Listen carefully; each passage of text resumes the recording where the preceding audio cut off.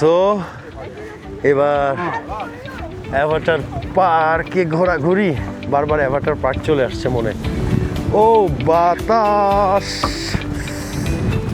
ও আগে ক্যাবটা সেভ করি, সেদিন একটা ক্যাব উড়ে গেছে।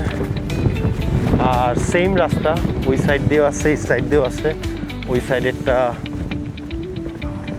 ভিতর দিয়ে আর এই সাইডটা পাশ দিয়ে।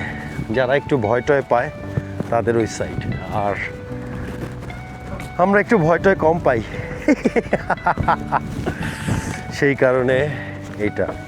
আর এইখানে এমএন স্কোয়ার বা এই জায়গায় আসলে সবসময় যেটা বলছে সেটা হলো 4 দিন লাগে এই টোটাল যে কয়টা পার্ক আছে এখানে ঘুরতে, 4 দিন সময়। তো আমাদের হাতে এত সময় নাই, আমরা 1 থেকে 1.5 দিনের মধ্যেই কাভার করার চেষ্টা করতেছি। যে কি হয়, ওই মাথায় ওই টপে আমাদেরকে যেতে হবে। এই যে মেঘ কিভাবে উড়ে উড়ে আসছে, মেঘের মধ্যে দিয়ে হাঁটছে, মেঘের মধ্যে দিয়ে ঠান্ডা, আর এদিক দিয়ে নিচে রাস্তাটা দেখার মতো। মানে আমি দেখবো না ভিডিও করব, এই হইলো অবস্থা। ঠিক আছে, আমি আবার একটু ভিডিও করে নেই, পরে আসছি। রাস্তা রাস্তা রাস্তা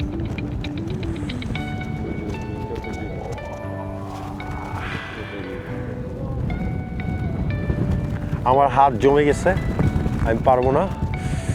যে কোনো মুহূর্তে আমার হাত থেকে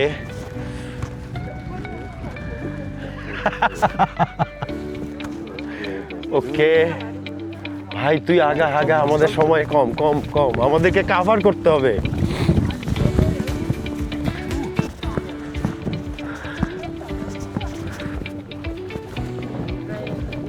এখন আমার বন্ধু তো যা দেখে ওখানে আটকায় যায়, বন্ধু